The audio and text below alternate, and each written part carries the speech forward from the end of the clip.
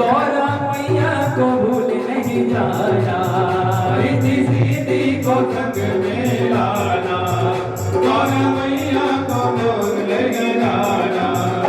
आगे भक्तों का आगे भक्तों का मान बढ़ाओ, आओ आओ गजानन आओ, आओ आओ गजानन आओ, आगे भक्तों का मान बढ़ाओ, आओ आओ गजानन आओ, आगे भक्तों का मान बढ़ाओ, ओ आगे भक्तों का मान बढ़ाओ, आगे भक्तों का मान बढ़ाओ, आगे भक्तों का मान बढ़ाओ, आगे भक्तों का मान बढ़ाओ, ओ आगे भक्तों का मान बढ़ाओ। जय हनुमान ज्ञान गुण सागर, जय कपीस तिहु लोक उजागर। पवन सुत रामा, महावीर विक्रम बजरंगी, कुमति निवार सुमति के संगी। कंचन बरण विराज सुमेधा, कानन कुंडल कुंचित केसा, हाथ ब्रज हरि ध्वजा विराजे, गादे मूज जनेऊ साजे, शंकर सुमन केसरी नंदन। तेज प्रताप महाजगवंदन, विद्यावान गुणी अति चातुर, राम काज करिबे को आतुर। प्रभु चरित सुनिबे तो रसिया, राम लखन सीता मन बसिया। सूक्ष्म रूप धरि सियाहि दिखावा, विकट रूप धरि लंक जरावा।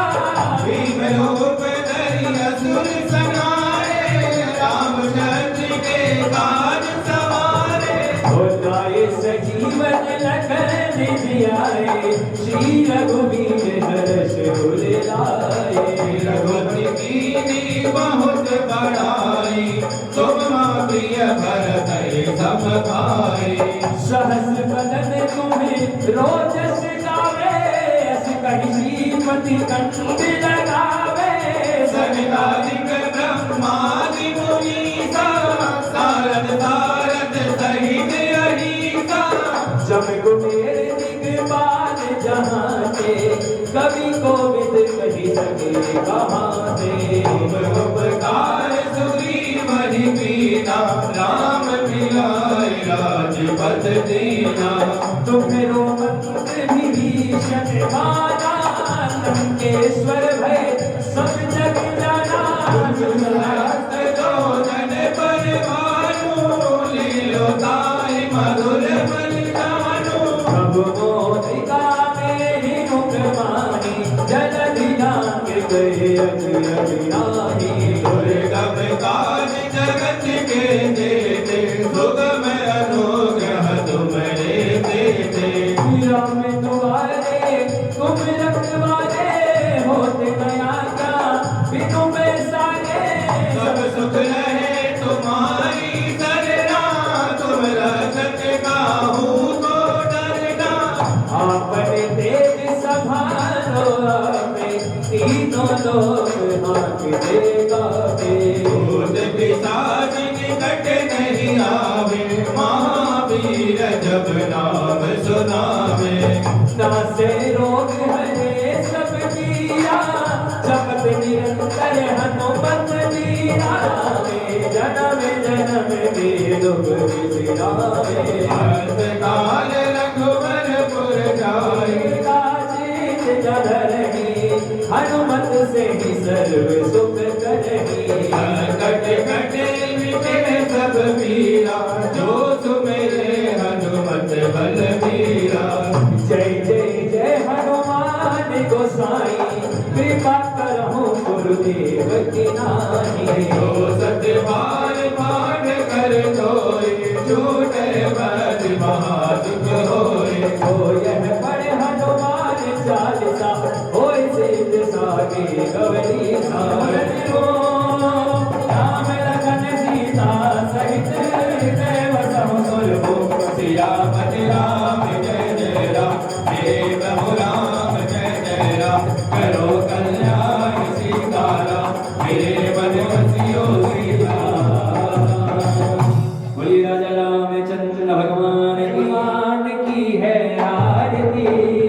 पापियों को पाप से है तार की। श्री भागवत भगवान की है आरती, पापियों को पाप से है तार की। श्री भागवत भगवान की है आरती, पापियों को पाप से है तार की। श्री भागवत भगवान की है आरती, पापियों को पाप से है तार की। ये अमर ग्रंथ ये मुक्ति पंथ ये पंचम वेद निराला, नव ज्योति जगाने वाला। ये अमर ग्रंथ ये मोक्ति पंथ ये पंचम वेद निराला, नव ज्योति जगाने वाला।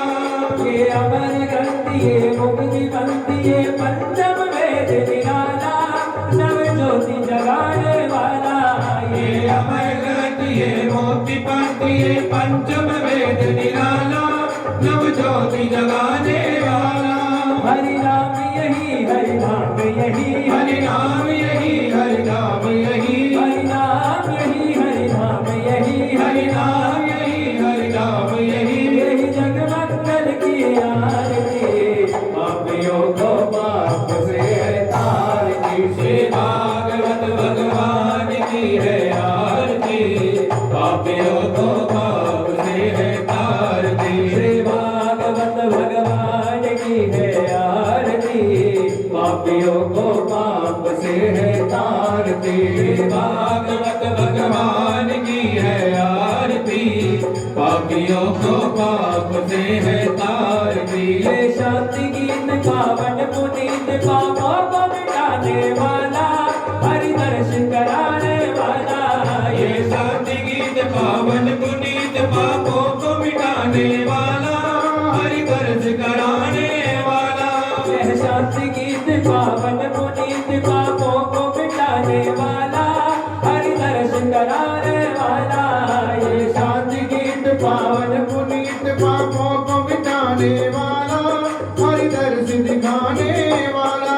यह सुख करनी यह दुख हरनी, यह सुख करनी यह दुख हरनी, यह सुख करनी यह दुख हरनी। यह सुख करनी यह दुख हरनी। श्री मधुसूदन की आरती, पापियों को पाप से है तारती। श्री भागवत भगवान की है आरती, पापियों को पाप से है तार दी। ये मधुर बोल जगबंद गोल सन्मार्ग दिखाने वाला, बिगड़ी को बनाने वाला।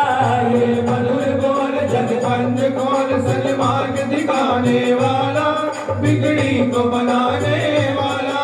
श्री राम यही घनश्याम यही, श्री राम यही घनश्याम यही, श्री राम यही घनश्याम यही, श्री राम यही घनश्याम यही। प्रभु की महिमा की आरती, पापियों को पाप से है तारती। श्री भागवत भगवान की है आरती, पापियों को पाप से है तार दी। श्री भागवत भगवान की है आरती, पापियों को पाप से है तारती। श्री भागवत भगवान की है आरती, पापियों को पाप से है तार दी। कर्पूरी गौरम करुणावतारम संसार सारम, भुजगेन्द्रहारम सदा वसंतम हृदयारमे देवं भवानी सहितं नमामि। त्वमेव माता च पिता त्वमेव त्वमेव बन्धु सखा त्वमेव त्वमेव विद्या द्रविणं त्वमेव त्वमेव सर्वं मम देव देव। हरे राम राम राम हरे हरे, हरे कृष्णा कृष्ण कृष्ण हरे हरे। हरे राम राम राम हरे हरे। हरे कृष्णा कृष्ण कृष्ण हरे हरे। प्रेम से बोलिए श्री भागवत महापुराण की।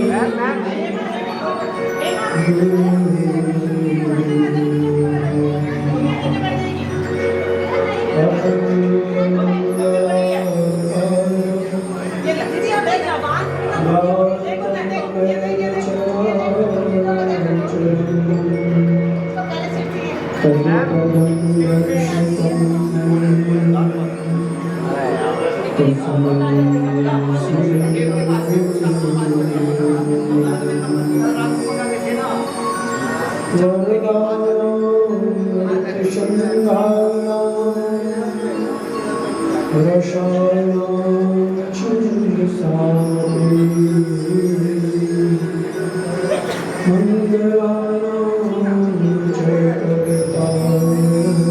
बैठो आप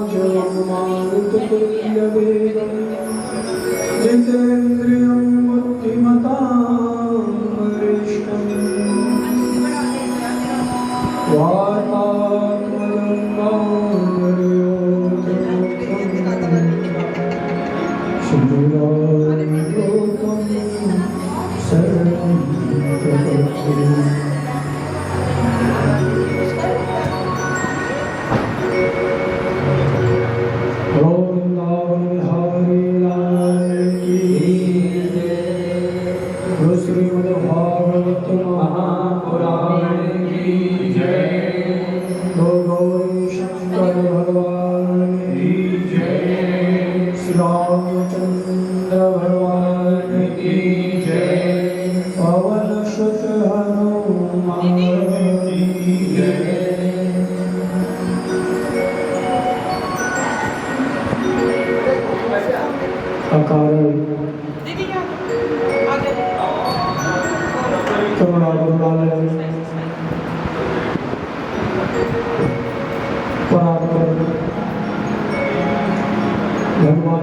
कृष्ण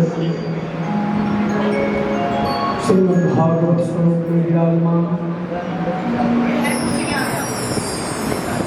अनंत कोटि ब्रह्मांड परम पिता परमात्मा मर्यादा पुरुषोत्तम प्रभु श्री रामचंद्र जी के चरण कमल में नमन करते हुए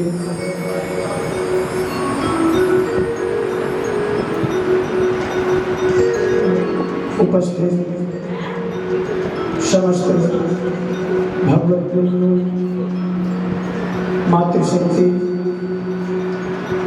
माँ शारदा की कृपा पात्र हमारे आदरणीय बड़े भाई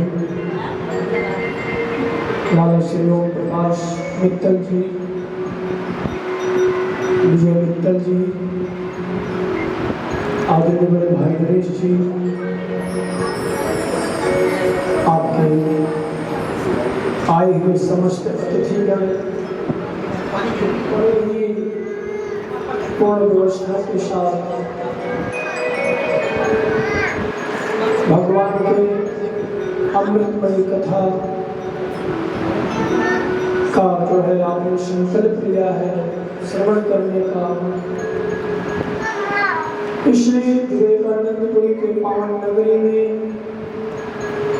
श्रीमद् भागवत महापुराण ज्ञान यज्ञ महोत्सव में उपस्थित समस्त भगवत प्रेमियों, जब भगवान की ऐसी अनुकंपा होती है तब जाकर के ऐसा पावन अवसर सुलभ होता है। आज श्रीमद् भागवत महापुराण के प्रथम दिवस की कथा में प्रवेश करने से पहले अपने मन और जीवा को पवित्र करने के लिए एक बार हम आप सब प्रभु नाम संकीर्तन के माध्यम से अपने मन और जीवा को पवित्र करते हैं। तो आइए बड़े ही भक्ति और श्रद्धा के साथ लीन होकर के भगवान के माँ भगवती राधा रानी के नाम का कोई कार्य नहीं हो सकता। माँ भगवती ईश्वरी जी इस श्रीमद् भागवत महापुराण में एक शक्ति स्वरूप विराजमान है। बिना शक्ति के कोई भी कार्य संभव नहीं है।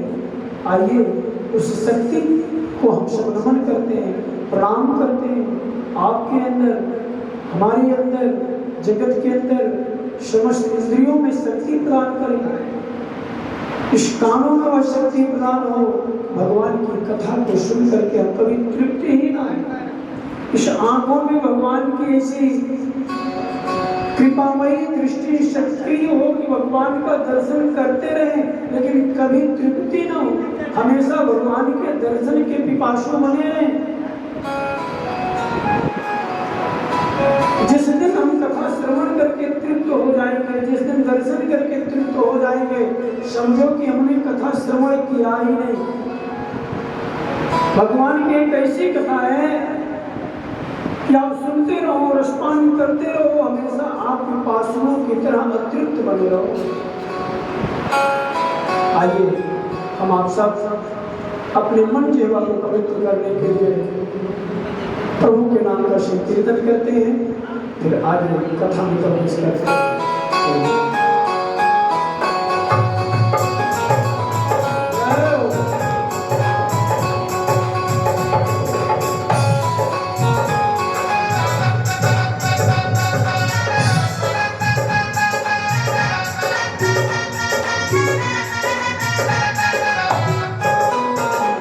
करुणामयी कृपामयी मेरी दयामयी राधे। करुणामयी कृपामयी मेरी दयामयी राधे। करुणामयी कृपामयी मेरी दयामयी राधे। करुणामयी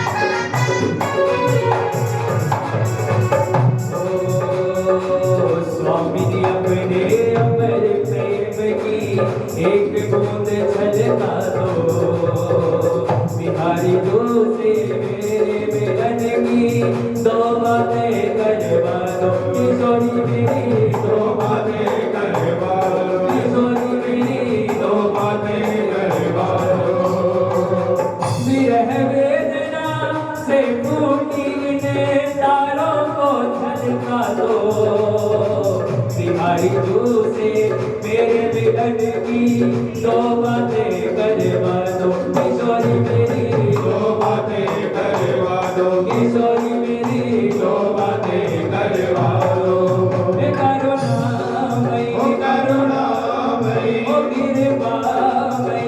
कृपामयी ओ मेरी दयामयी राधे करुणामयी कृपामयी मेरी दयामयी राधे करुणामयी कृपामयी मेरी दयामयी राधे ओ मेरी दयामयी राधे ओ मेरी दयामयी राधे करुणामयी करुणामयी कृपामयी ओ कृपामयी ओ मेरी दयामयी राधे करुणामयी कृपामयी मेरी दयामयी राधे गोविंद बोलो हरि गोपाल बोलो गोविंद बोलो हरि गोपाल बोलो गोविंद बोलो हरि गोपाल बोलो गोविंद बोलो हरि गोपाल बोलो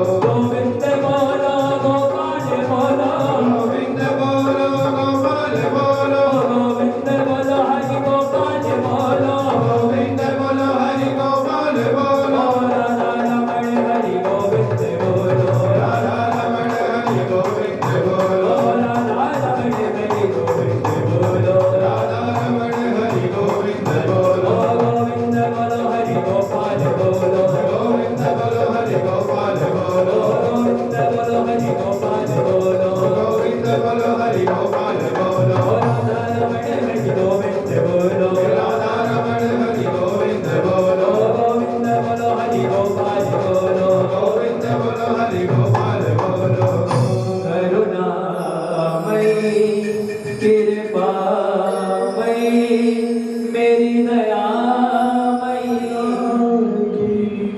श्रीमद् भागवत महापुराण की जय कि बिनु सत्संग विवेक न होई बिनु सत्संग विवेक न होई बिनु सत्संग विवेक न होई बिनु सत्संग विवेक न होई बिनु सत्संग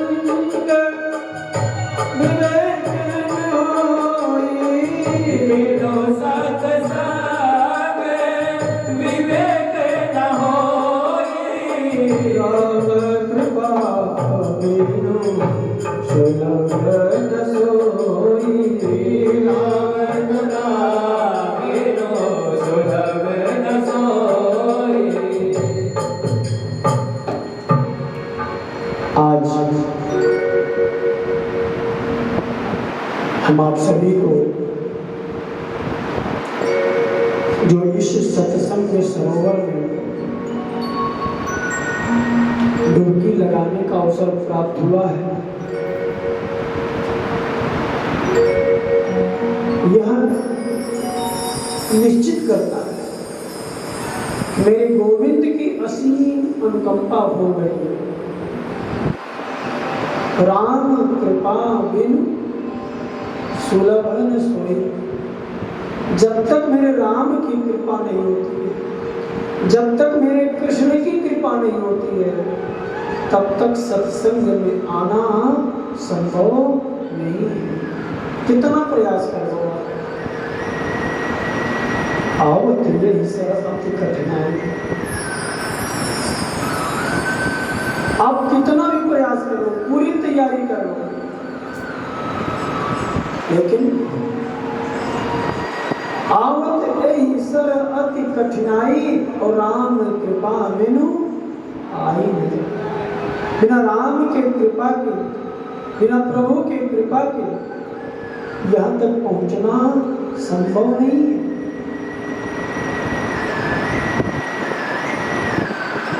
आज मेरे राम की कृपा में, कृष्ण की कृपा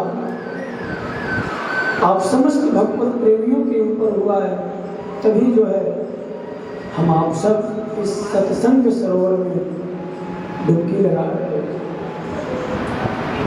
श्रीमद् भागवत महापुराण कथा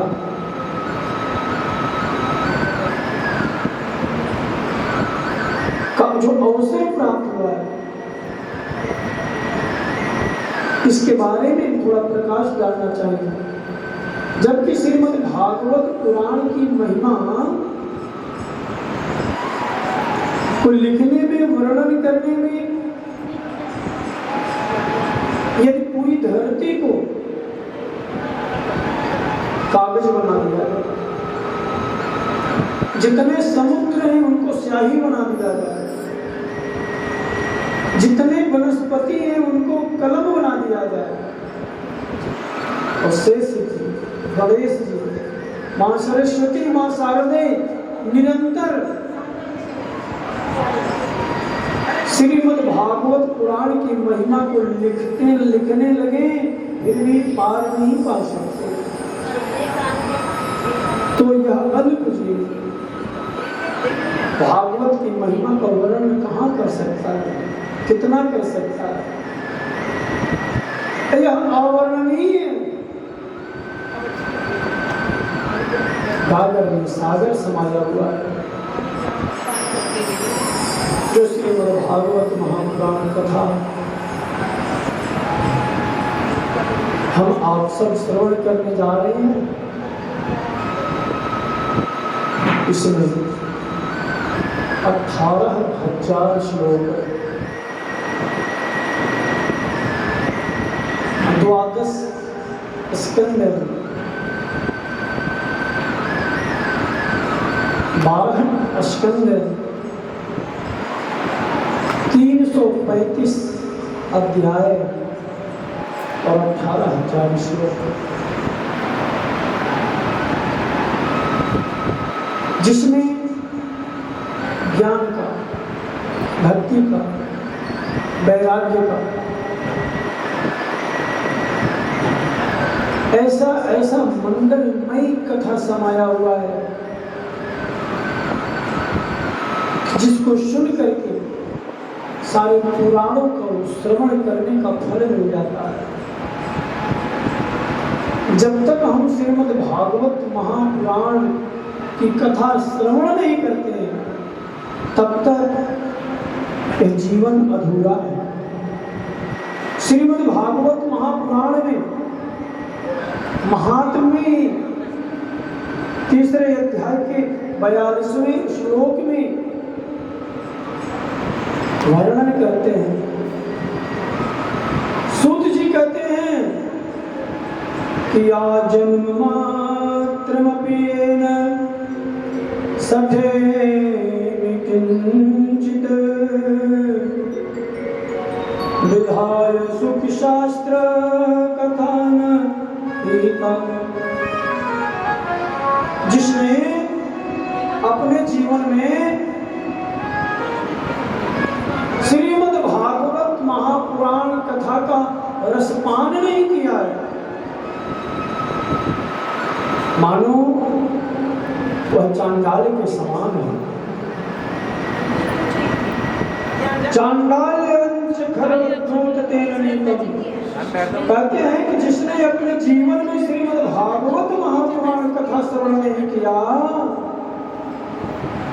मानो कि उसका जीवन बेकार, और वह श्रीमद् भागवत महात्म के 3 अध्याय के 42वें श्लोक में आप प्रवेश कीजिए। स्पष्ट लिखा हुआ है कि जो मानव तन पा करके श्रीमद् भागवत महात्म नहीं श्रवण करता है, श्रीमद् भागवत की कथा श्रवण नहीं नहीं करता है तो वह क्या है? मिथ्या स्वजन्म जननी जनित दुख। और मानो कि अपनी माँ की प्रसव पीड़ा पहुंचाने के लिए केवल उसका जन्म हुआ, उसका जन्म लेना बेकार।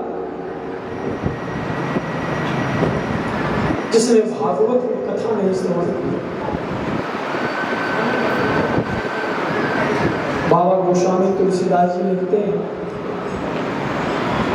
कि पुत्रवती जुवती जग सोई, पुत्रवती जुवती जग सोई, पुत्रवती युवती जग सोई, पुत्रवती युवती जग सोई, रघुपति भगति जास सूत होई, रघुपति भगति दास सोई होई। वही देवी धन्य जिसका पुत्र भगवान का भक्त, वह गर्व धन्य हो जाता है। जिस गर्व से उत्पन्न हुआ संतान भगवान का भक्त होता है। पुत्रवती जीवती जग सोई, इस संसार में वही पुत्रवती है। कौन?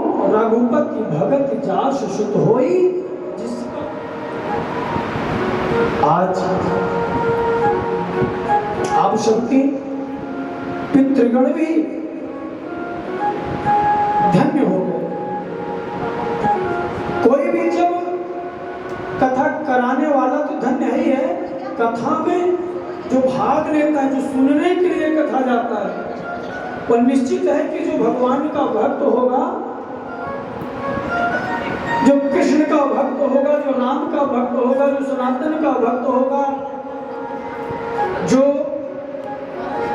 जिसकी अपनी श्रद्धा अपने शास्त्र के प्रति होगी, संस्कार के प्रति होगी, बड़ों के प्रति होगी जिसकी श्रद्धा, वही सत्संग में जाएगा, वही कथा सुनेगा। जिस समय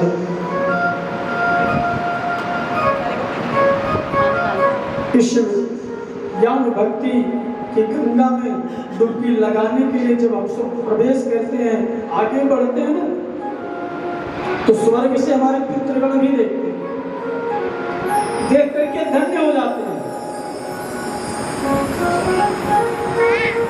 जब गंगा स्नान करने जाते हैं और गंगा में लोग डुबकी लगाते हैं, ये भी गंगा है। गंगा दो प्रकार की होती है, जानते हो? एक गंगा है चरण गंगा। कौन सी गंगा है? चरण गंगा। और दूसरी गंगा कौन सी है? आचरण गंगा।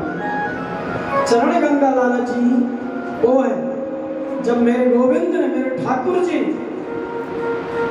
देवताओं का कार्य सिद्ध करने के लिए राजा बलि का पूरा साम्राज्य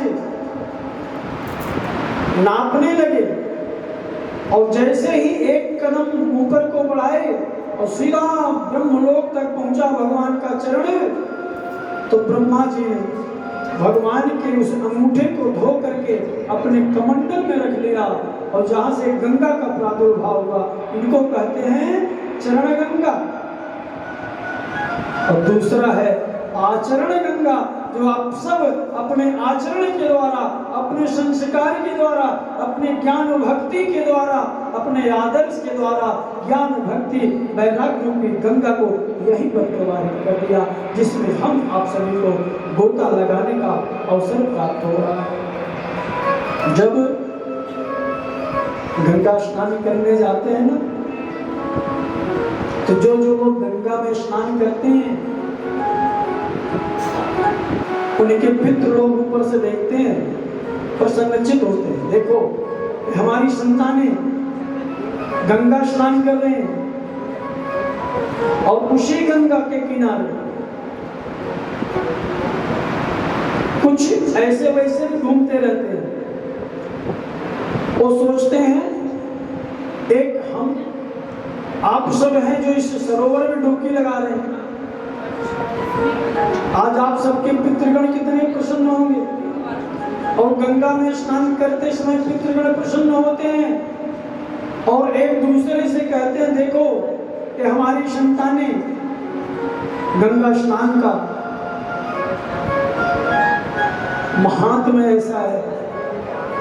जो गंगा मैया और आगे आप कथा में श्रवण करेंगे, राजा सगर के 60,000 पुत्रों का उद्धार कर दिया।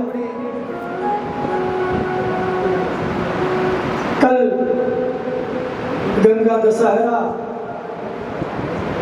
और कल ही गंगा दशहरा के पावन अवसर पर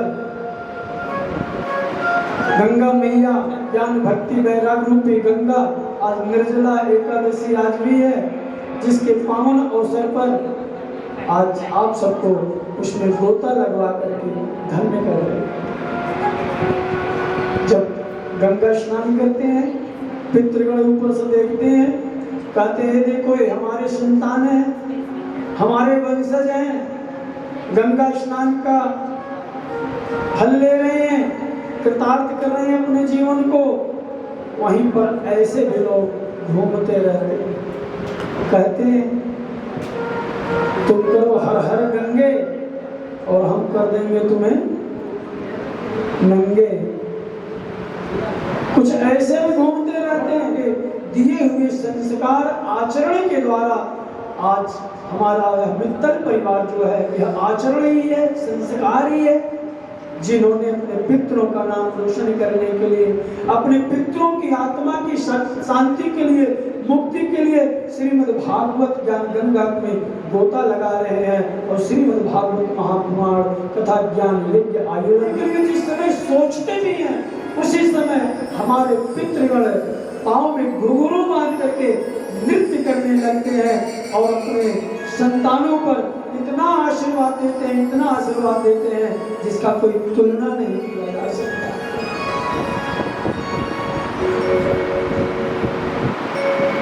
दशरथ जी का प्रहांत हुआ लेकिन मुक्ति नहीं हुई। शास्त्र कहता है कि भगवान का नाम लेने से तर जाते हैं। दशरथ जी एक बार नहीं 6 बार उन्होंने राम का नाम लिया। जिस समय दशरथ जी का प्राणांत हो रहा था, जब दशरथ जी ने सुना मेरा राम वन चला गया, वापस नहीं आए सुमंत के द्वारा, तो राम के वियोग में, राम की पीड़ा में दशरथ जी का हाल क्या होगा। राम राम कही राम कही, राम राम कही राम कही, राम राम कही राम, तनु परिहरि रघुबर विरह, राव गयो स्वर्गधाम। दशरथ जी स्वर्ग सिधार गए। 6 बार उन्होंने राम नाम का उच्चारण किया लेकिन मुक्ति नहीं हुई। 13 वर्ष 9 महीना व्यतीत हो चुका था। कितना? 13 साल 9 महीना व्यतीत हो गया जब मर्यादा पुरुषोत्तम प्रभु श्री रामचंद्र जी अपनी लीला करके रावण पर विजय प्राप्त करके अपनी शक्ति को उस अग्नि से पुनः प्राप्त करना चाहे और लीला के माध्यम से सीता जी की अग्नि परीक्षा ले रहे थे। लोगों में भ्रम होता है, क्या राम को विश्वास नहीं था सीता के ऊपर, उन्होंने क्यों ऐसा किया? इससे पहले की बात नहीं जानते हैं। उससे पहले ही सीता जी तो अग्नि में प्रवेश कर गई थी। किसके लिए? सोचो, किसके लिए सीता जी अग्नि में प्रवेश की थी? क्या जरूरत था उनको? तो आपके लिए, हमारे लिए कुर्बानी है। वह राम जी ने कहा, सुनहु सिया व्रत रुचिर सुशीला, मैं कछु करब चरित नर लीला। हे सीते, मैं समाज के लिए, जगत के लिए, जगत के कल्याण के लिए, अपने राष्ट्र के लिए कुछ लीला करना चाहता हूँ, उसमें आपका सहयोग चाहिए। सीता जी ने कहा, बताइए नाथ, क्या आज आदेश है? भगवान राम ने कहा, तुम पावक महु करहु निवासा, तुम अग्नि में वास कर जाओ। कितनी बड़ी कुर्बानी है, सोचो क्या जरूरत था। सीता जी ने कहा, स्वीकार है नाथ, आप राष्ट्र के लिए, देश के लिए, समाज के लिए जो लीला करने जा रहे हैं, उसके लिए मेरा पूरा सहयोग है। बताओ। राम ने कहा कि तुम पावक महु करहु निवासा, आप अग्नि में वास कर जाइए। कब तक नाथ? जब लगी करहु निशाचर नाश। समय नहीं बताया, जब लगी करहु, कुछ भी समय लग सकता है, अनिश्चित काल के लिए। जब तक मैं राक्षसों का नाश नहीं कर दूं, तब तक तुम्हें अग्नि में वास करना पड़ेगा। क्यों? कि हमें माध्यम बनाना पड़ेगा, जरिया बनाना पड़ेगा। लक्ष्मण हूं यह मरम न जाने। और जिस समय राम, और थोड़ा और पीछे जाइए, जिस समय राम जी वन जाने के लिए तैयार हुए, लक्ष्मण जी भी तैयार हुए। राम जी ने लक्ष्मण जी से कहा, लक्ष्मण तुम चल रहे हो तो एक बार माता सुमित्रा से पूछ तो आते हैं, बता तो आते हैं। लक्ष्मण जी सुमित्रा माता के पास जाते हैं, माँ को दंडवत करते हैं, प्रणाम करते हैं, कहते माँ, मेरे जो प्राण हैं, जिनके बिना मैं एक पल नहीं रह सकता हूँ, मेरे राम जो हैं बन जा रहे हैं। मैं भी जाने का जिद किया तो राम ने कहा कि माँ से आदेश लेकर किया, बिना माँ के आदेश के मैं आपको नहीं ले चल सकता। तो माँ, मैं आपके पास आदेश लेने आया हूँ, क्या मैं राम जी के साथ वन चला जाऊं? सुमित्रा जी ने राम को कहा, लक्ष्मण को कहा, लक्ष्मण तुझे शर्म नहीं आएगी? पूछते ही किस लिए पूछ रहे हो? तेरे लिए राम इतना कर रहे हैं और तू राम के लिए इतना भी नहीं कर सकता? लक्ष्मण, तुझे पता है राम वन क्यों जा रहे हैं? नहीं माँ, लक्ष्मण, राम को वन भेजने वाला कोई और नहीं लक्ष्मण, राम को वन भेजने वाला लक्ष्मण तू है, तू है। तेरे कारण से मेरा राम बन जा रहा है। लक्ष्मण का शरीर सूख गया। सच माँ, मेरे कारण से राम बन जा रहे? हाँ लक्ष्मण, तुम्हारे काज राम बन जाए, दूसरे काज तात कुछ नहीं बेटा। दूसरा कारण कोई और नहीं है, उसका निमित्त, उसका कारण लक्ष्मण तू है। तेरे कारण से राम बन जा रहे।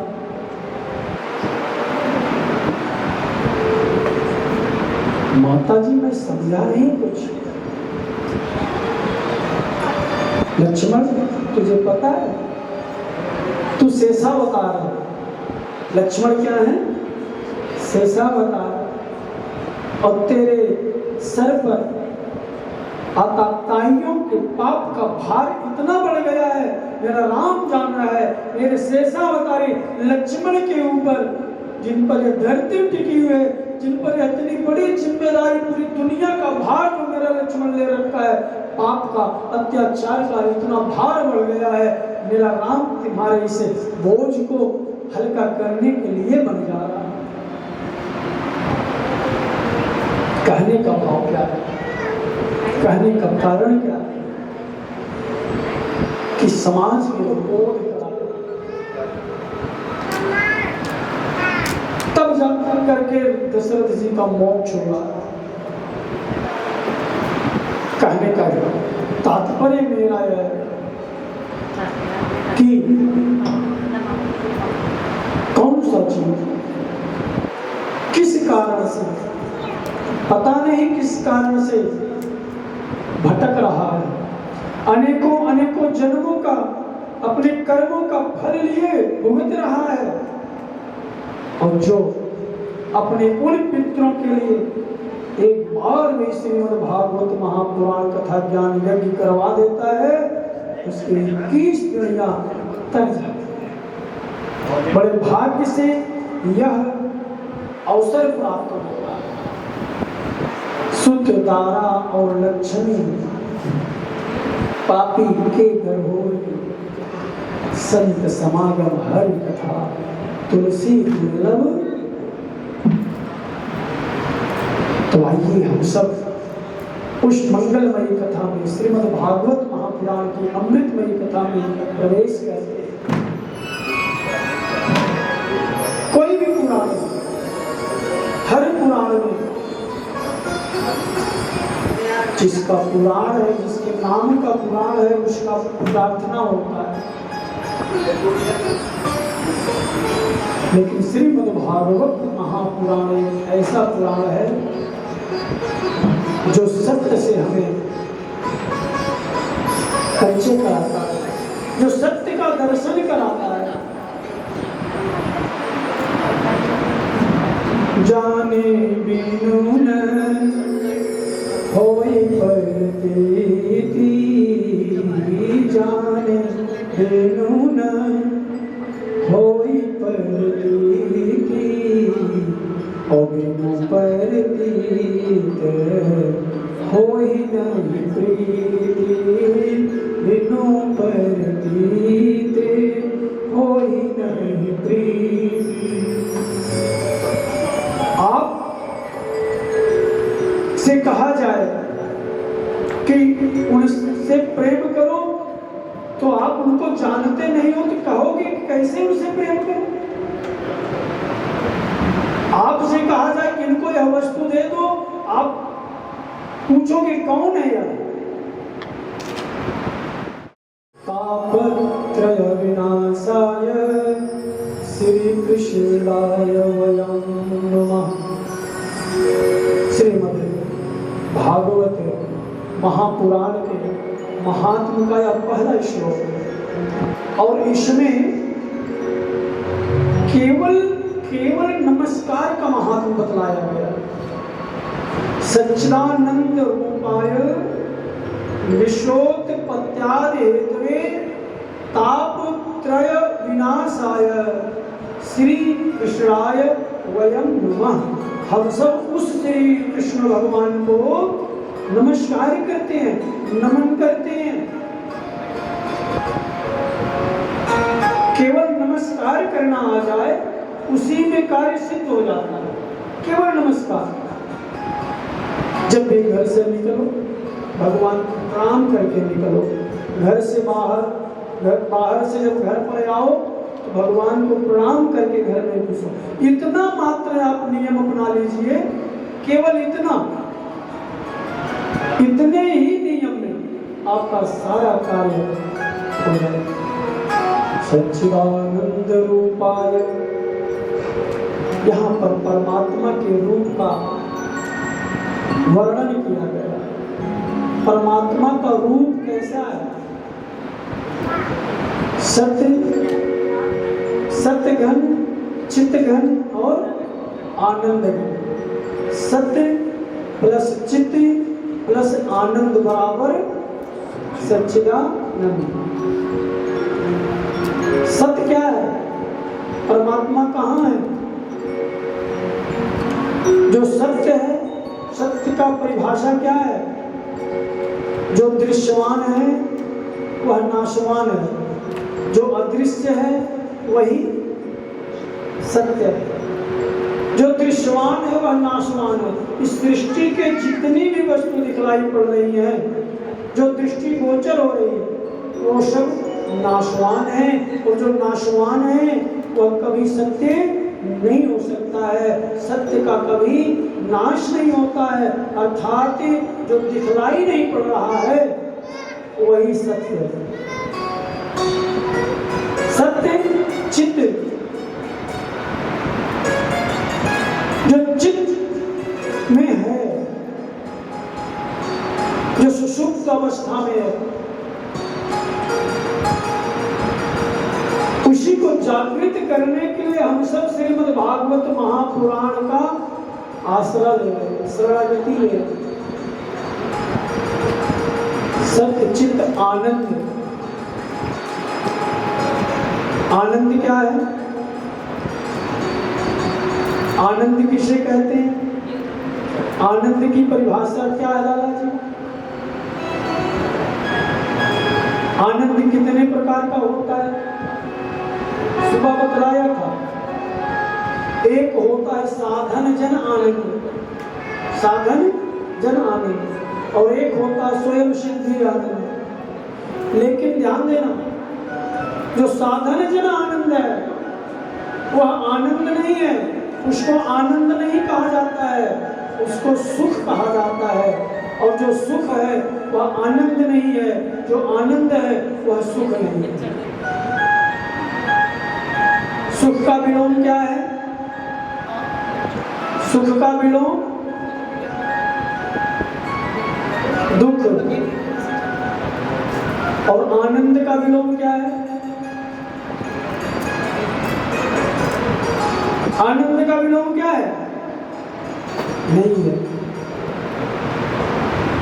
आनंद अपने आप में परिपूर्ण है, सुख का विलोम है। आज आपको इस पंखे से, इस एसी से बताओ सुख मिल रहा है कि आनंद मिल रहा है? नहीं, आनंद नहीं मिल रहा है। इस एसी के माध्यम से, इस पंखे के माध्यम से आपको आनंद नहीं मिल रहा है, इससे आपको सुख मिल रहा है। क्यों? सुख का विलोम है दुख। जो एसी आज जून में चला रहे हैं, इसी एसी को ये जनवरी में चलाओगे तो बोलो सुख मिलेगा कि दुख? क्या मिलेगा? दुख मिलेगा। एसी तो वही है ना, जो एसी आज आपको सुख पहुंचा रहा है और जनवरी में दुख पहुंचा रहा है। ऐसे भौतिक सुख पर क्या भरोसा करना जो मौसम के साथ साथ खुद भी बदल जाता है। और आनंद क्या है? आनंद हमारे सच्चिदानंद भगवान जो है, जो हमारे कृष्ण भगवान है, जो आनंद घन है, जिनका कोई वर्णन नहीं कर सकता है, वो आनंद अप्रगट है। अच्छा, कटोरे में दूध भर दो, कटोरे में दूध रखा हुआ, पतीले में दूध रखा है, और दूध में मक्खन है, दूध में घी है। लेकिन क्या आप बता सकते हो कि पतीले के अंदर दूध है तो मक्खन और घी पतीले के किस साइड है? दूध में घी है निश्चित, मक्खन भी है, और पूरा दूध पतीले में भरा हुआ है। क्या आप बता सकते हो कि इस पतीले के दूध में मक्खन कौन से साइड में, एक कौन से साइड में है? नहीं है, बता सकते हो।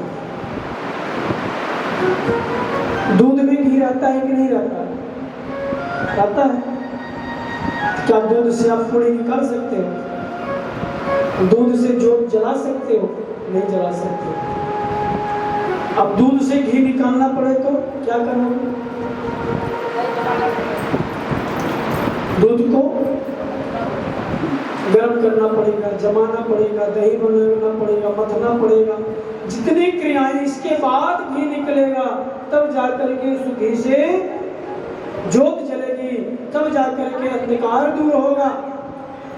ऐसे ही जो आनंद है, आनंद अप्रगट है, आनंद दिखलाई नहीं पड़ता है। आनंद को प्रकट करने के लिए ही हम आप सभी श्रीमद् भागवत महापुराण ज्ञान यज्ञ का आयोजन किए हैं। उस आनंद को प्रकट करें। अब पहले दिन तो दूध निकाला जाएगा, है ना? दूसरे दिन जो है दूध गर्म किया जाएगा। तीसरे दिन जो है क्या होगा? मथना पड़ेगा ना, दही बनेगा तो मथना पड़ेगा लाला जी। आज तो केवल दूध निकाला जा रहा है, कल दूध जमा किया जाएगा, तीसरे दिन दही बनेगा, उसको मथा जाएगा, और चौथे दिन क्या होगा, वह आनंद प्रकट हो जाएगा। नंद घर कौन गए? आनंद गए। चौथे दिन आनंद प्रकट होगा, और चौथे दिन से पहले उस आनंद को प्रकट करने के लिए हमें वही क्रियाएं करनी पड़ेगी जो दूध के साथ किया जाता है, तो जब जाकर के घी प्रकट होता है। ऐसे ही वह आनंद, नंद घर आनंद भय जय कन्हैया लाल की, चौथे दिन वह आनंद प्रकट होगा। उस आनंद के बारे में आप जान जाएंगे। जो रीजन है, जो सृष्टि की रचयिता है, तापत्र विनाशाय श्री कृष्णाय वयं नमः।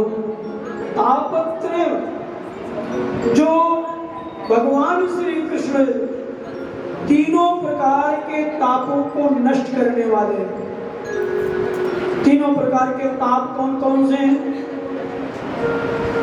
दैहिक ताप, दैविक ताप और भौतिक ताप।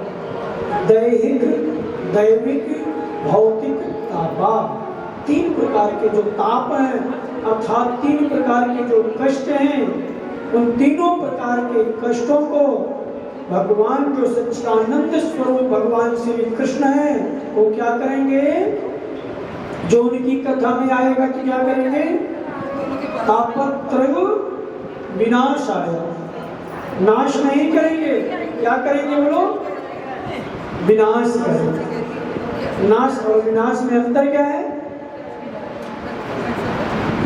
नाश में जैसे घास है, घास को आपने काट डाला, काट दिया तो नष्ट हो गया, और विनाश का मतलब उसको जड़ से खोद करके। ऐसे जो भगवान के कथा में आता है, भगवान उसके तीनों प्रकार के तापों का तापत्र विनाशाय, तीनों प्रकार के तापों का नाश नहीं बल्कि विनाश कर देते हैं। श्री कृष्णाय वयं नमः।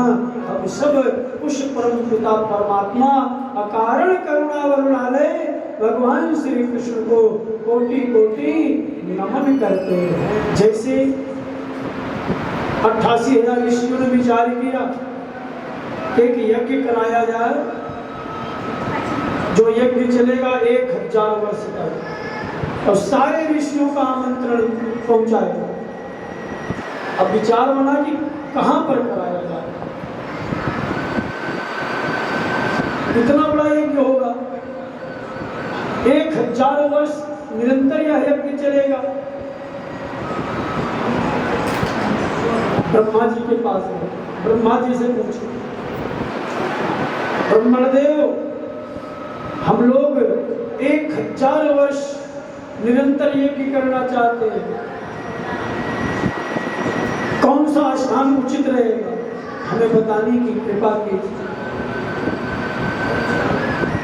ब्रह्मा जी विष्णु जी के पास, जिस प्रकार से इतने बड़े अनुष्ठान कराने से पहले विचार किया जाता है कि कहां पर कराया जाए, कहां सही रहेगा। ब्रह्मा जी का मन चक्र जा रहा है, ऋषियों से पूछे यह चक्र जहां पर रुक जाएगा वही स्थान सबसे उचित स्थान है, वहां पर आप लोग जाकर के यज्ञ कराइए। आगे आगे भगवान का चक्र जा रहा है, पीछे पीछे 88,000 ऋषि मुनि जा रहे हैं। जाते जाते जाते जाते वह भगवान का जो चक्र है, चक्र का जो धुरा है, जिसे कहते हैं नेमी, सेंटर पॉइंट जो है चक्र का जो धुरा है, उसको क्या कहते हैं? नेमी। अरण्य माने क्या होता है? अरण्य माने जंगल, और जिस जंगल में वह नेमी, वह धुरा जाकर के रुका, उस अरण्य का नाम पड़ गया नेमिषा अरण्य। उसी नेमिषा अरण्य की पावन भूमि में 88,000 ऋषि मुनि बैठ करके यज्ञ कर रहे हैं, विचार कर रहे हैं उसी समय सूत जी का आगमन हो गया। जैसे सूत जी आए 88,000 ऋषि मुनि उठ करके खड़े हो गए। आइए आइए, स्वागत है स्वागत है। मानो कि मेरा यज्ञ सफल हो गया माता जी, मानो कि मेरा यज्ञ सफल हो गया। ठीक है, जब किसी भी यज्ञ में जब भगवान वामन रूप धर करके जा रहे थे राजा बलि के यहाँ, राजा बलि ने दूर से देखा और देखते ही अपने गुरु शुक्राचार्य जी से बोला, गुरुदेव वो देखिए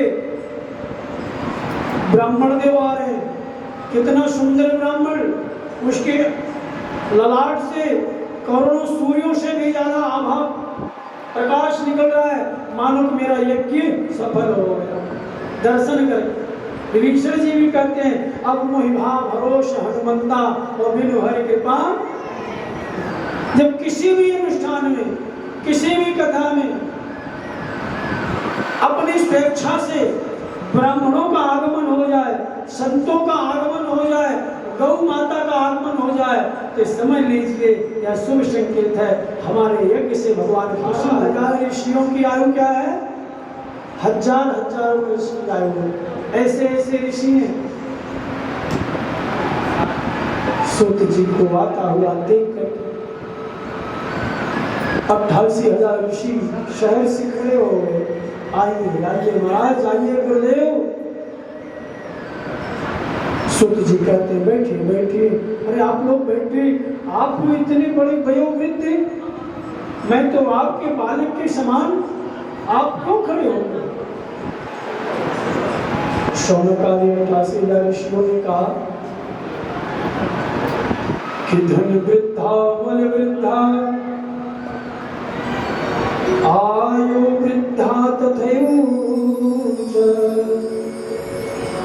ते सर्वे विज्ञान वृद्धा किंकिरा शिष्य किंकिरा।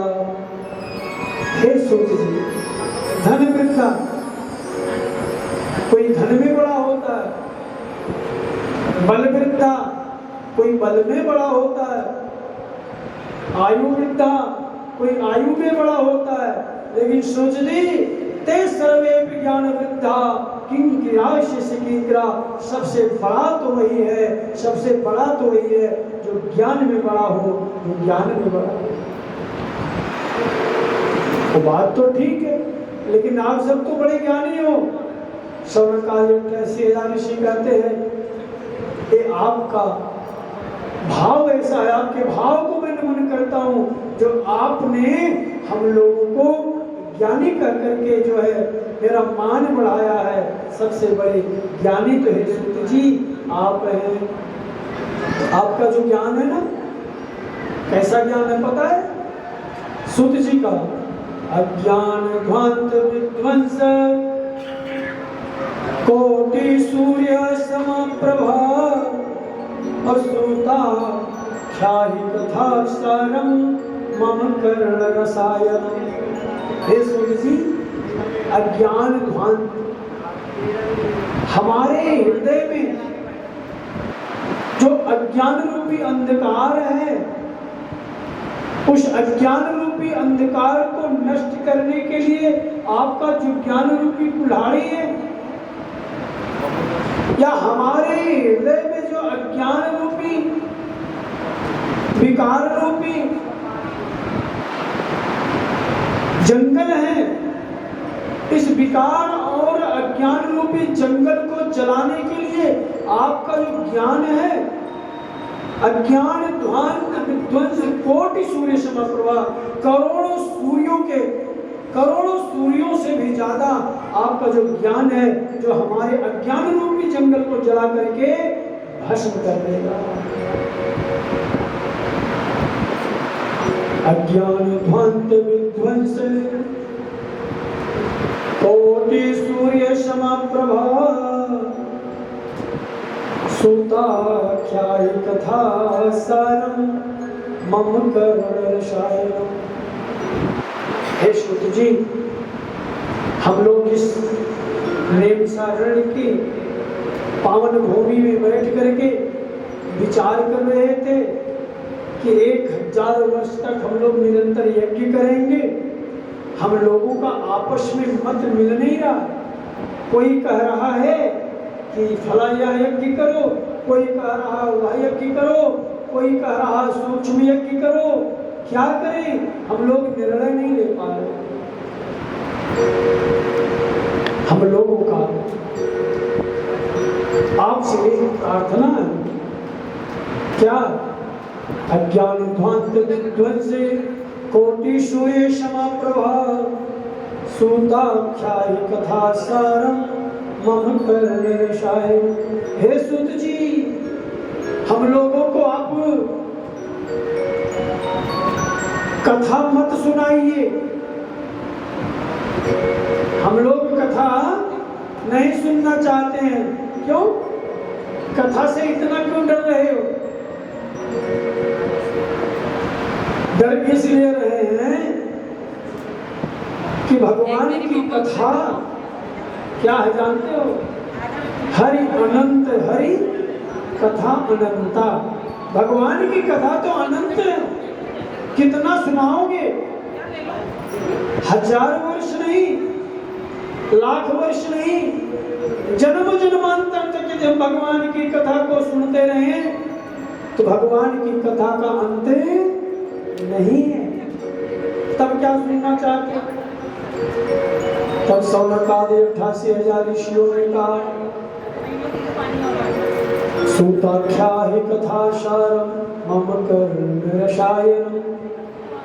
हमें कथा नहीं, सूताख्याहि कथा सारम, हमें कथा का सार सुनाइए। और सार कैसा हो? रसायन युक्त हो। वह कथा जो रसायन युक्त हो, लिक्विड हो,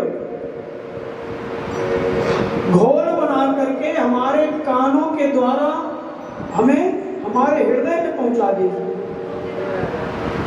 ऐसी सारे गर्भित कथा सुनाइए। हम लोग उस कथा को, कथा के सार को, कथा के तत्व को अपने कान रूपी दोनों में भर भर करके पिएंगे।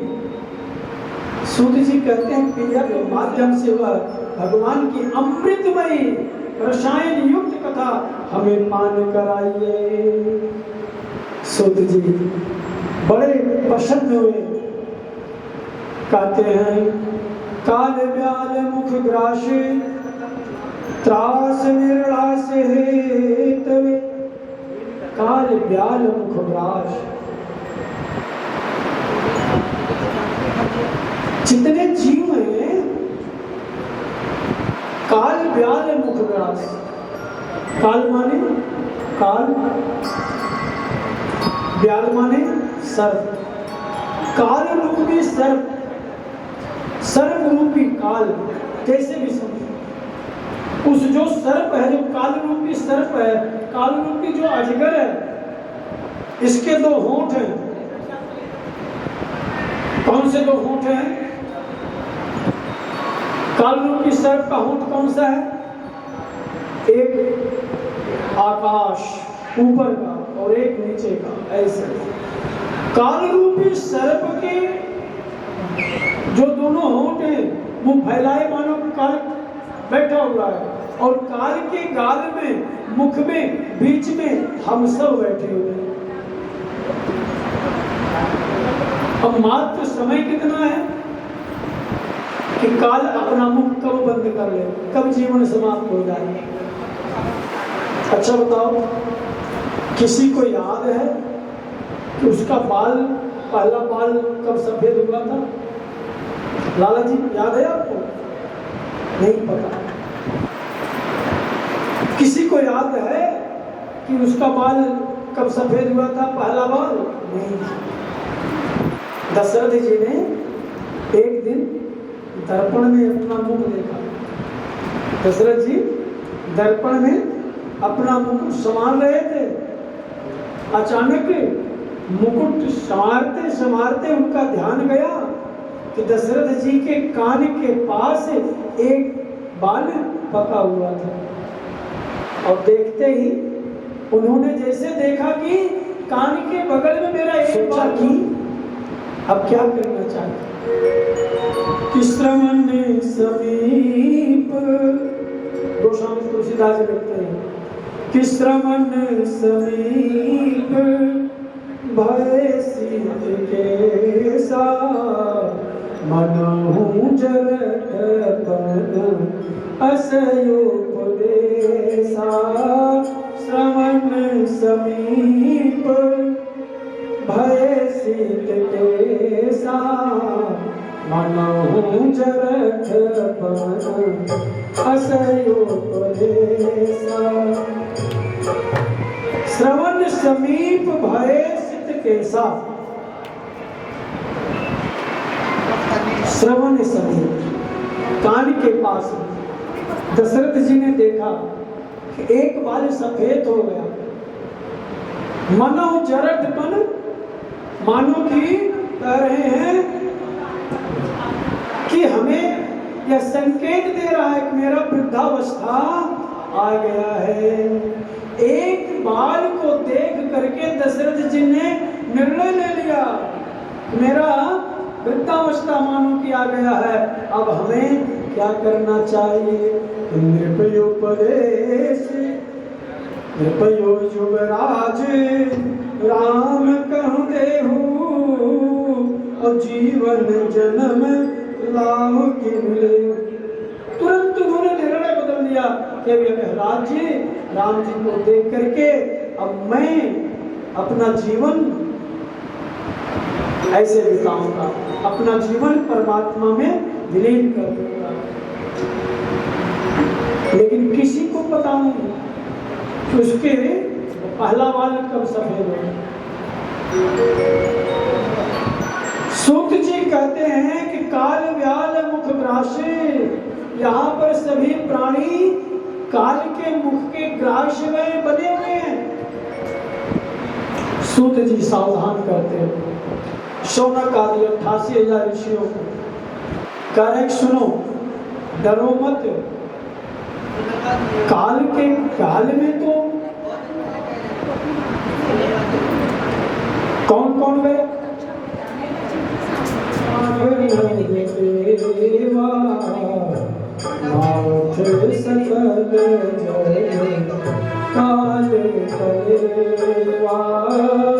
अब जग जीव नागेवा नाथ सकल जग काल कलेवा।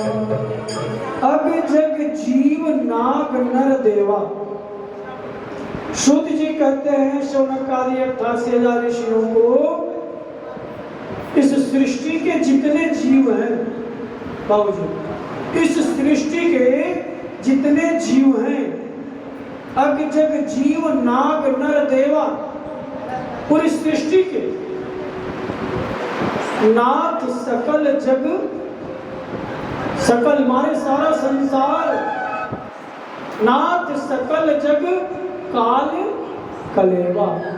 ये पूरा संसार काल का क्या है, कलेवा है। कलेवा, कलेवा माने लाला जी, कलेवा नाश्ता, ब्रेकफास्ट। काल जो है पूरे संसार को खाने के बाद अग जग जीव नाग नर देवा नाथ सकल जग काल कलेवा। यह काल पूरी सृष्टि का भक्षण कर ले तब भी इसका मात्र क्या हुआ रहता है, ब्रेकफास्ट। कलेवा, कलेवा मतलब क्या होता है जी, नाश्ता का मतलब भोजन नहीं होता। कलेवा का मतलब होता है अल्प भोजन, भरपेट भोजन नहीं। एक ब्रेड ले लो, चाय ले लो, एक दो पराठा ले लो, चाय ले लो, इससे ज्यादा जो होता है वह भोजन होता है। कलेवा जो नाश्ता होता है वह अल्प होता है। क्या समझे, कलेवा का मतलब भरपेट भोजन नहीं होता। कर लो वो अलग बात,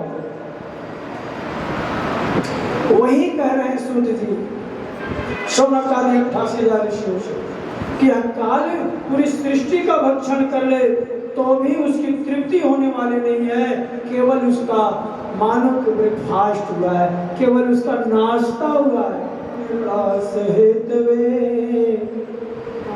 काले ब्याल मुद्रा सूत जी कहते हैं कि यह संसार पूरा काल का कलेवा है। तो क्या करें, यह समझ लें कि एक एक दिन जो भी कल का दिन मिला हुआ है तो भगवान को बहुत बहुत धन्यवाद। अपने जीवन को भगवतमय बनाओ, भगवान से जोड़ो। हम आप किस लिए आए हुए, किस लिए जन्म हुआ? क्या खाने के लिए, पीने के लिए, घूमने के लिए, टहलने के लिए? नहीं, हमारा जन्म हुआ है केवल परमात्मा को प्राप्त करने के लिए। बड़े भाग्य मानुष तन पावा, सुर दुर्लभ सद ग्रंथ गावा। बड़े भाग्य से यह मानव तन मिला हुआ। केवल खाने के लिए, घूमने के लिए, टहलने के लिए जितनी भी योनियां हैं, जितनी भी योनियां हैं, सभी योनियों में यह आपको मिलेगा। खाने को मिलेगा, घूमने को मिलेगा। संसार के जितने भोग हैं, सारे भोग सभी योनियों में, जो भी योनि आप पा जाओगे उस योनि में मिलेगा। केवल तो केवल सत्संग जो है यह मानव योनि में ही सुलभ है, जिसके लिए देवता भी तरसते रहते हैं। बड़े भाग्य मानुष तन पावा, असुर दुर्लभ सद ग्रंथ गावा। साधन धाम मोक्ष कर द्वारा, और पाई निज परलोक समारा। यही तन कर फल विषयन भाई, और स्वर्ग स्वल्प अंत दुखदाई। नर तन पाई विषय मन देही, और पलटे सुधासठ ते विषय। बड़े भाग्य मानुष तन पावा, सुर दुर्लभ सद ग्रंथन गावा। देवता भी तरसते रहते हैं, संत जन कहते हैं, वेद पुराण कहता है, तब मानव तन बड़े भाग्य से मिलता है। इसको ऐसे मत गवाओ। साधन धाम मोक्ष के द्वारा ये शरीर एक साधन है। साधन, इस शरीर रूपी साधन से मोक्ष द्वार पर आप पहुंच सकते हैं। जैसे लिफाफा होता है, लिफाफे में लेटर डाल दिए, है ना, कुछ भी डाल दिए लिफाफे के अंदर और उसको पोस्ट कर दिए, उस पर एड्रेस लिख करके। वह लिफाफा उस वस्तु को हजारों किलोमीटर दूर ले जा करके पहुंचा देता है। कौन पहुंचाता है? लिफाफा। लेकिन पाने वाला लिफाफे के साथ कैसा व्यवहार करता है? लिफाफे को फाड़ता है, मूल वस्तु को निकालता है, लिफाफे को कूड़ेदान में फेंक देता है। क्यों? क्योंकि अब लिफाफे का काम आगे का नहीं है, अपनी नियत एड्रेस पर आ गया हुआ है। ऐसे शरीर रूपी लिफाफे के अंदर जो आत्मा है, जब यह आत्मा को, इस आत्मा को या लिफाफे रूपी शरीर ले जाकर के परमात्मा से मिला देगा तो परमात्मा आवागमन से मुक्त कर देंगे, पुनः शरीर धारण नहीं करना पड़ेगा। शुद्ध जी का राजन, इसलिए प्रयास करें। हमें क्या करना चाहिए? भगवान की कथा सुनना चाहिए।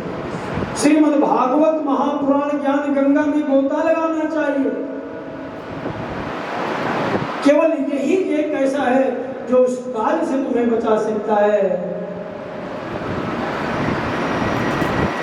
जिस समय परीक्षित जी को श्राप मिला था, परीक्षित जी ने बहुत से उपाय खोजे कि क्या उपाय किया जाए। अनेकों अनेकों ऋषियों से आगे आप श्रवण करेंगे, पूछना चाहे, लेकिन अंत में उनको मिला, क्या मिला? श्रीमद् भागवत कथा का ही सहारा मिला। सूत जी कहते ऋषियों, जिस समय सुखदेव जी राजा परीक्षित जी को कथा सुना रहे थे, राजा परीक्षित जी को जब श्राप मिला था कि आज के 7वें दिन तुम्हारी तक्षक नाग के डसने से तुम्हारा मृत्यु हो जाएगा, सुखदेव जी राजा परीक्षित जी को कथा सुना रहे। स्वर्ग में देवताओं को पता चला, देवताओं में कोलाहल मच गया। आप सोचिए, देवता भी इस अमृत पान करने के लिए तरस रहे हैं। देवताओं ने विचार किया हम लोगों को भी चलना चाहिए। कहा? सुखदेव जी कथा सुना रहे हैं, हम लोगों को भी कथा का रसपान करना चाहिए, चलना चाहिए।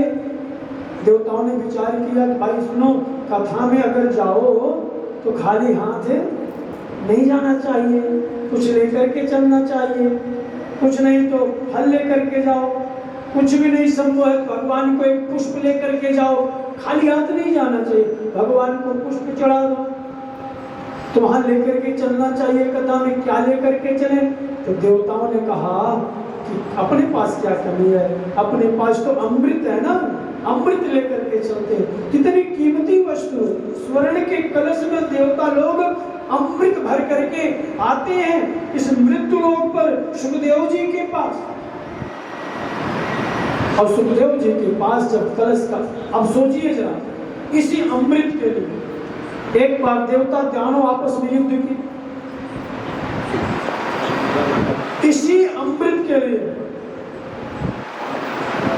जिस समय बनिता और कद्रू, बनिता कौन जानते हो? बनिता और कद्रू, गरुड़ की माता का नाम था बनिता, गरुड़ के माता का नाम था बनिता और सर्पों की माता का नाम था कद्रू। और किसी कारण से उस प्रसंग को अगर सुनाऊंगा तो बहुत समय लगेगा, बस इतने समझिए, संक्षेप में बताऊंगा। एक बार कद्रू और वनिता में होड़ लग गई। ये बताओ, सूर्य का घोड़ा काला है कि सफेद है? बैठे बैठे जैसे आप दोनों दो जने बैठे हो, आपस में ऐसे कुछ प्रश्न कर दो और शर्त रख दो। और शर्त क्या रखा कि जिसकी बात झूठी निकलेगी वह दूसरे की दासता स्वीकार, दासी बन करके रहे। अब शर्त क्या है कि सूर्य का जो घोड़ा है काला है या सफेद है? अब इन्होंने जो है बनिता जो है, बनिता ने कहा कि सूर्य का घोड़ा तो सफेद है, और कद्रू ने क्या कहा? काला है। अब जब सर्पों ने आकर के पूछा क्या बात माता जी, आप कैसे उदास हो? बोले बेटा, हम दोनों माताओं में, तुम्हारी दोनों माताओं में जो है बनिता में और हम में यह शर्त लगी है कि सूर्य का घोड़ा काला है कि सफेद है, और मैंने काला बताया है, बनिता ने सफेद बताया है। जिसकी बात सही निकलेगी वो जीत जाएगी, जिसकी झूठी निकलेगी वो हार जाएगी, वह दासी बन करके रहेगी।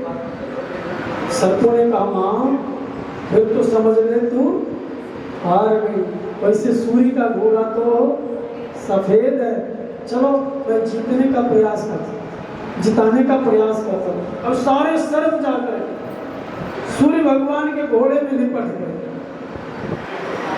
और दिखने में ऐसे लगा सारे काले काले, और छल करके जो है बनिता को हरा दिया गया। अब बनिता दासी बन करके, गरुड़ की माता बनिता कद्रू की नौकरानी बन करके रह रही, दासी बन करके।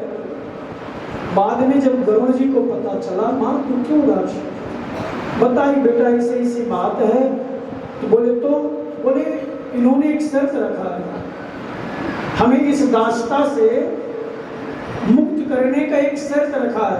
बोले क्या? बोले स्वर्ग से जाकर के अगर अमृत लाओगे तभी तुम्हें इस पद से जो है मुक्ति दी जाएगी।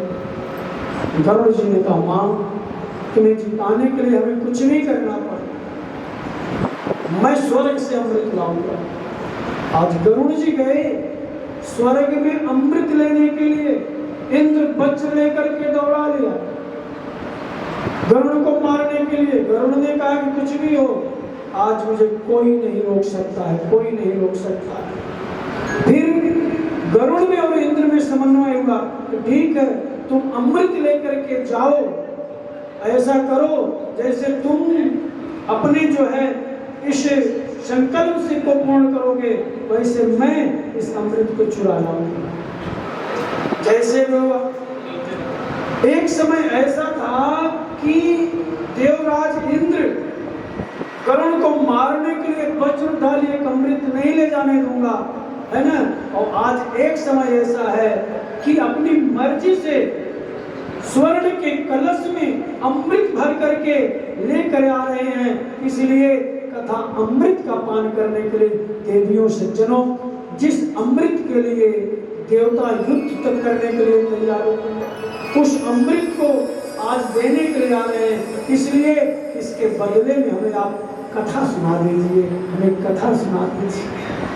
जिसके लिए देवता तरसते हैं वह कथा, अमृतमयी कथा आपके बीच में सहज बह रही है। और इसमें भी आकर के अगर हम गोता नहीं लगा सकते हैं, कम से कम इस ज्ञान भक्ति वैराग्य रूपी सरोवर में, इस कथा, इस गंगा में आकर के आचमन तो कर सकते हैं। सुबह इतना धूप था, साथ में कलश भी लेकर के चलना पड़ा, पैदल जाना पड़ा है। हमारी कितनी देवियां माताएं बहनें आई और इस समय आकर के एसी चल रही है, आराम से बैठ करके कथा का रसपान करना है, पता नहीं कहाँ है, पता नहीं। अगर कलश उठाए हो तो कथा में आना चाहिए, आओ। लेकिन हमें विश्वास है आएंगे सर, समय से आएंगे। आप लोग जल्दी आ गए, आपकी गलती है। हाँ, वो लोग आएंगे, समय से आएंगे। और ऐसा सुन करके कटाक्ष मत समझना, जो लोग सुन रहे होंगे, आना जरूर।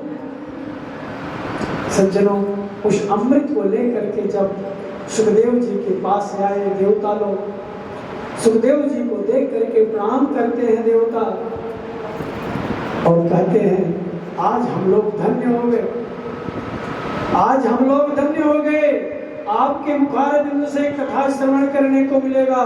सुखदेव जी कहते क्यों नहीं, यह कथा तो सबके लिए, आइए स्वागत है। लेकिन हम लोग देवता हैं, फ्री में कथा सुनेंगे तो हमारी बेइज्जती हो जाएगी। तो बोले इस कथा अमृत के बदले में अमृत लेकर के आया हूं। एक काम करो, सुखदेव जी से कह रहे हैं क्या अमृत जो है परीक्षित जी को पिला दीजिए, तो क्या होगा, परीक्षित जी की मृत्यु नहीं होगी। सुखदेव जी कहते नहीं, मैं संकल्प लिया हूं परीक्षित जी को कथा सुनाने के लिए, अगर इनको अमृत पिला दूंगा, परीक्षित जी चले जाएंगे तो हमारी कथा कौन सुनेगा। देवता लोग कहते हम लोग गए ना, हम लोग कथा सुनेंगे, नहीं, ऐसे तुम्हें कथा नहीं सुनाऊंगा। देवताओं, तुम लोग चलिए हो, ठगिया हो, हमारी यह कथा जो है साधारण कथा समझ रहे हो, क्या अमृतमयी, जो पपस्यामो वयम सर्वे श्रीमद् भागवतामृतम, वैसे तो यह सभी के लिए है। कोई भी आए इसमें गोता लगाए, गंगा मैया है उसमें कोई भी जाकर के गोता लगाए, ऐसे यह कथा रूपी गंगा में कोई भी आकर के गोता लगाए। लेकिन तुम श्रोता बन करके नहीं, तुम सौदागर बन करके आए हो, भाग जाओ यहाँ से। सुखदेव जी भगवान कहते तुम लोग स्वार्थी हो, स्वार्थ लागे करहि सब प्रीति, और सुर नर मुनि सब की हरि। तुम लोग स्वार्थी हो, अपने स्वार्थ के लिए मेरे राम को वन भिजवा दिए। तुम लोग मतलबी हो। एक भक्त कहता है भगवान, हे भगवान, हे प्रभु, हे नाथ, आप हम लोगों को स्वार्थी बता रहे हो ना, लेकिन मैं समझता हूं अगर स्वार्थियों में देखा जाए तो आपसे बड़ा स्वार्थी कोई नहीं है, भगवान को कहा। भगवान कहते कैसे? भक्त कहता है कि तारो प्रहलाद जिन तात कर तमाशा देखो। और देखो जिस प्रहलाद, जो प्रहलाद अपने पिता हिरण्यकश्यपु के द्वारा इतना प्रताड़ित किया गया, लेकिन वह आपका नाम लेना नहीं छोड़ा। तारो प्रहलाद जिन तात कर तमाशा देखो, ध्रुव को तारो जो बाला पनगारो। आपने ध्रुव को तार दिया, जो ध्रुव 5 वर्ष की अवस्था से इतना घोर तपस्या किया, इतना घोर तपस्या किया, आपने उसको तार दिया तो कोई एहसान नहीं किया। मोर ध्वज तारो जिन सुत शीश पर चलायो आरो। आपने मोर ध्वज को तार दिया तो कौन सा एहसान कर दिया? जिस मोर ध्वज का आपने परीक्षा लिया, जो मोर ध्वज अपने पुत्र के ऊपर आरा चढ़ा दिया, लेकिन आपकी परीक्षा में फेल नहीं हुआ, आपने उस मोर ध्वज को तार दिया तो कौन सा एहसान कर दिया? तारो प्रहलाद जिन तात कर तमाशा देखो, और ध्रुव को तारो जो बालापन गारो। मोर ध्वज तारो जिन सुत शीश पर चलायो आरो। हरिश्चंद्र तारो जो सत्य नहीं तारो। आपने हरिश्चंद्र को तार दिया तो भगवान आपने क्या एहसान कर दिया? वह हरिश्चंद्र सत्य के लिए खुद बिक गया, परिवार को बेच दिया। आप सब राजा हरिश्चंद्र की कथा जानते हैं। वह राजा होकर के अपने सत्य के लिए, अपने सनातन के लिए, अपने धर्म के लिए सब कुछ कुर्बान कर दिया। आपने उसको तार दिया तो कौन सा एहसान कर दिया? हरिश्चंद्र तारो जो सत्य नहीं तारो। जोई जोई भक्ति कीनी तिन्ही को तारो नाथ, और तारी वो नहीं यह तो बनिज व्यापार हो है। जिसने जिसने भक्ति की, हे गोविंद आपने उसी उसी को तारा। ये तारना थोड़ी है, ये तो व्यापार करना है। तुम मुझे पैसा दो मैं तुम्हें मान लूं, तुम मेरी भक्ति करो मैं तुम्हें तार दूं। मुझे तार के दिखाओ, मेरे पास भक्ति नहीं है, मेरे पास पूजा नहीं है, मेरे पास जप नहीं है, मेरे पास तप नहीं है, मेरे पास दान पुण्य करने का कुछ भी नहीं है। तारो तो तारो, ना तो नाम पलट डालो नाथ, और बिना भक्ति तारो तो तारी वो तिहारो। बिना भक्ति के तार करके दिखाओ तो मैं जानू आप तारनहार हो। भगवान कहते हैं ऐसा कोई विधान नहीं है। करने के लिए भक्ति तो करना पड़ेगा, भक्ति के सरोवर में डुबकी तो लगाना पड़ेगा। भक्ति कैसे मिलेगी? हमारे संत जन कहते हैं भक्ति करना है तो संतों का संग ग्रहण करिए, सत्संग लीजिए, और बिना सत्संग किए भक्ति मिलना संभव नहीं है।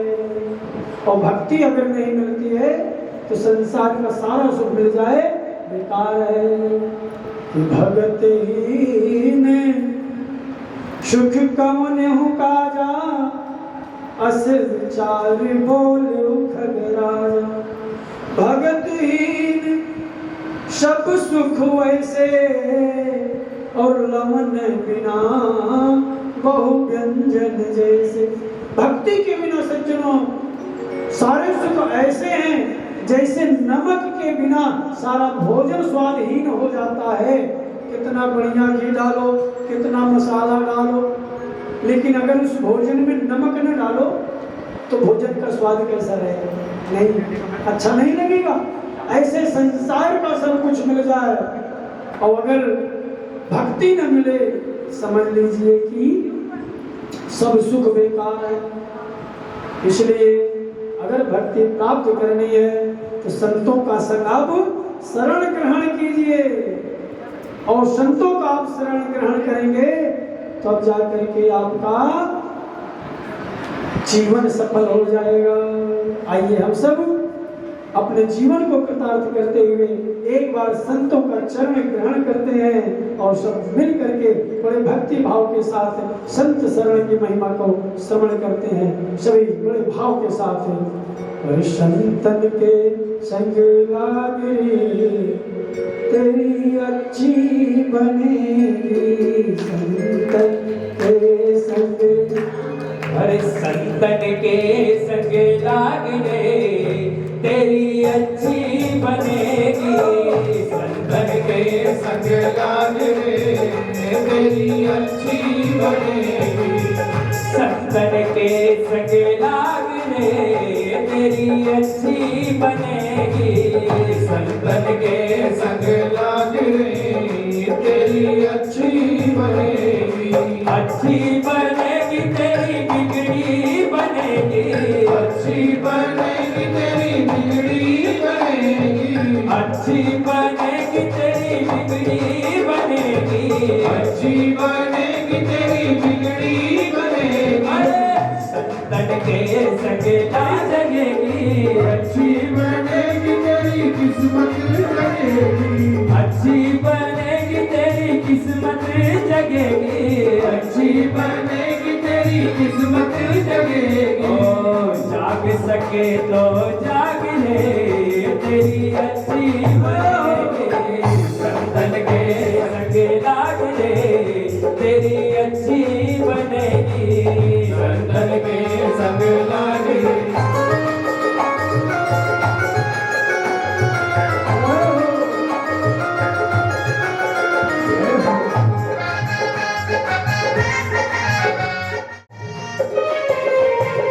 ध्रुव जी की बन गई, प्रहलाद जी की बन गई, ध्रुव जी की बन गई, प्रहलाद जी की बन गई, ध्रुव जी की बन गई बनने तेरी अच्छी बनेगी, संतन के संग लागे तेरी अच्छी संग लागे तेरी अच्छी बनेगी,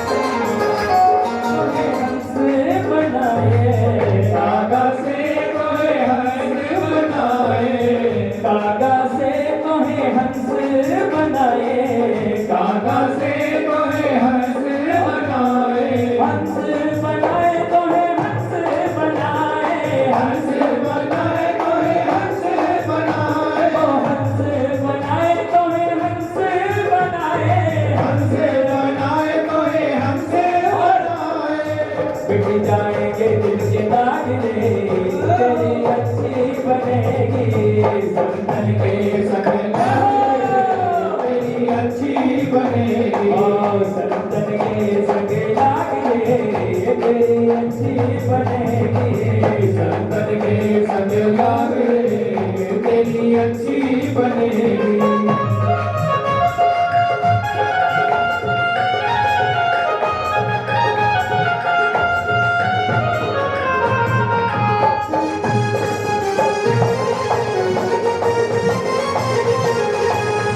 अच्छी बनेगी, संतन के संग हो, संतन के संग भक्ति बढ़ेगी, संतन के संग भक्ति बनेगी, ओ राम चरण जय हो, राम चरण डोलागे तेरी अच्छी बनेगी, संतन के संग लागने तेरी अच्छी बनेगी, संतन के संग लागे तेरी अच्छी बनेगी।